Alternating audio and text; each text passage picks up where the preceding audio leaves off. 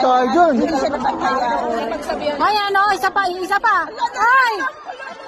Ay! Ay! Ay! Ay! Ay! Ay! Bumalik! Ay! Gago! Sisigit ka! Oh! Oh! Galit talaga yan. Sisikap ka! Huli ka. May kumakalat ngayon sa social media dito sa kaganapan ng meet and greet ng SB19 sa Doha, Qatar. Kung sino ka man, Caps, nagnakaw ng halik kay Justin, umayos ka. Grabe naman, hinabol ka pa ni Ate Lea. Hindi kayo nahiya sa mga shake nasa harapan nyo. Hais, nakakahiya talaga. Know your boundaries, mga Caps. Need nyo kumalma. Ngayon, sumikat ka na sa TikTok, FB at X. Gusto viral? Ayan. Dito sa video na napanood kasi natin, nagnakaw ng halik itong si Ate Girl sa mga miyembro ng SB19. Narito pa isang tweet. Yung ibang 18 na hindi makapagpigil next time, alisin na talaga nila ang photo ops na yan. Ngayon, sikat ka na, kapal face mo. Alam mong bawal hawakan ng boys, lalo na si Ken may sakit. Sana matransfer sa'yo sakit niya. Huwag mong masabi-sabi na na-anxiety ka, kagagawan mo now, viral ka na.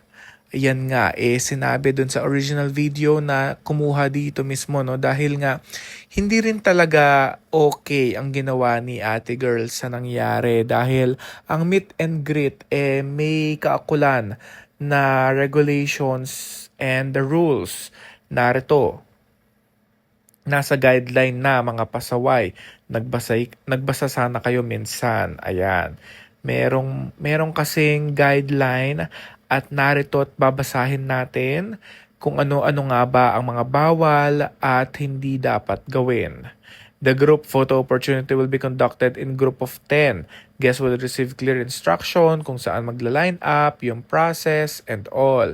For the comfort and safety of all, mobile phones, physical contacts, touching, hugging, and etc., personal recording are strictly prohibited. Ibig sabihin, hindi talaga okay ang ginawa ni Ate Girl sa pagbeso sa boys doon sa meet and greet. Kaya naman, ang reaksyon ni Ate Lea, hinabol niya talaga at pinagsabihan, which is tama naman talaga dahil hindi talaga tama ang ginawa ni Ate Girl sa nangyari.